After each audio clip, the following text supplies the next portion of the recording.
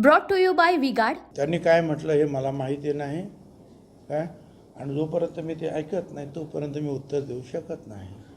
पण सर, तुम्हाला डावलण्यात आलं मुख्यमंत्री पदावर, हे तर स्पष्ट. कुठे कधी तुमची वर्दी लागायला पाहिजे होती. मी ती सकाळी त्याची उत्तरं दिली की मी शिवसेना सोडली नसते तरी झालो असतो, काँग्रेस सोडली नसते त्यावेळेला अगदी काँग्रेसच्या ऑफिसपासून तर मी सगळे 10 लीडर्स, शीला दीक्षितपासून पायलट आणि त्या सगळ्या ऑस्कर फडणवीस सगळ्यांची नावं सांगितली. सगळ्यांची मला सांगणं होतं की तुम्ही काँग्रेस सोडू नका, तुम्हाला आता पुढच्या 2 महिन्यानंतर होणाऱ्या निवडणुकीचं.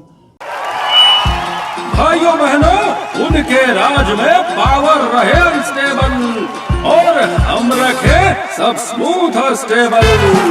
हमारा नेता कैसा हो जो स्टेबल पावर दे वैसा हो. अब की बार वी-गार्ड AC स्टेबलाइजर का चमत्कार.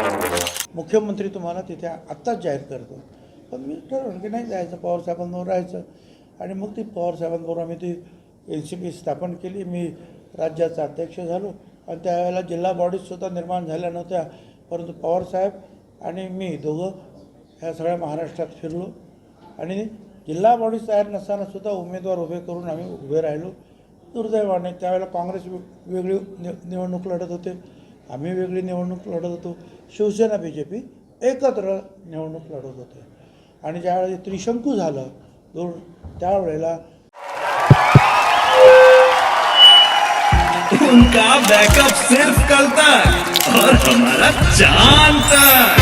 हमारा नेता कैसा हो जो नॉन स्टॉप बैकअप दे वैसा हो.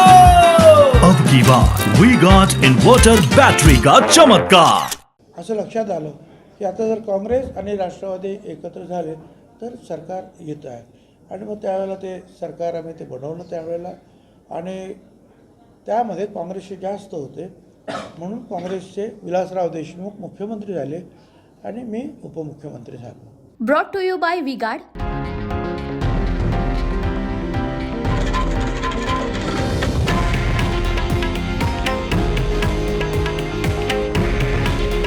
हे आहे देशातील नंबर 1 न्यूज नेटवर्क आणि आपण पाहत आहात TV9 मराठी.